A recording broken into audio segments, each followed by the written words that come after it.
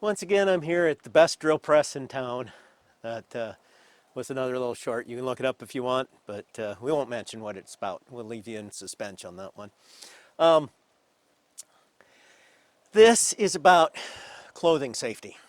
A lot of people are talking about, oh, that's fairly tight until I pull a snap loose, but my loose sleeves. When I first started working in machine shop, yeah, we had to have short sleeves. And I think there's some serious advantage to that and a lot of rules that you start with from an instructor standpoint. You are instructing 40 young men at one time, wanting to keep them in the best condition possible. Anything that might be away from their skin, which has to be there, is more of a potential for them to get it caught in the machine. So when I went to my first job where I was running turret lathes, I was a little concerned about this thing, which pretty much everybody figures is safe, called a machinist apron.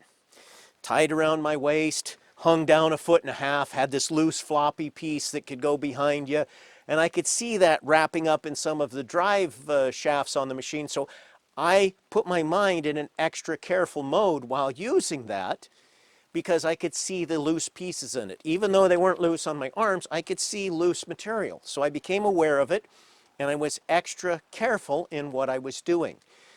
So I became familiar with that, and then I was wearing coveralls in some of the other shops that I was at, and I would always cut the sleeves off. And sometimes I'd get burnt by chips, little things going on, but I didn't think too much of it until I came to work at my second job in Alaska. I was running this drill press right here, actually. We were taking chamfers. We were cutting big chamfers on some punch plate so that the punch plate could be turned over, and you have it this way so the rocks that come in here will either go out or fall off.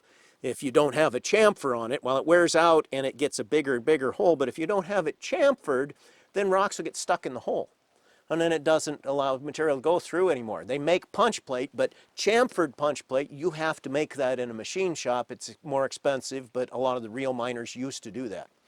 Some of the real miners today may still do it somehow, or maybe they're producing it. I don't know. I haven't seen it as a standard punched item anyway. And we made the punch plate too. We actually punched the plate there also, but I wasn't involved with that. Anyway, we were taking heavy cuts on some big holes. Chips were flying at me.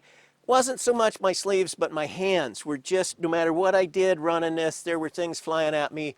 My hands were starting to get burnt. I'd have chips that would be as I'm trying to reposition the plate. It was just nasty. So I sheepishly asked my machinist boss, Lee Bishop, who had good 20 years experience, where I'm 20 years old at this time. And I asked him if I could wear gloves running this drill press. And he said, huh? What? Everybody wears gloves in here. So at that point I had an awakening. It kind of depends on what your experiences are around you, what you're doing. If you, as I always wear the longer sleeve, I have a little bit, it's sticking out there an inch. So I keep my area of my arm away from things by an inch or two extra. You make up for it. You use your brain. Your biggest safety device you have is your brain. You use it.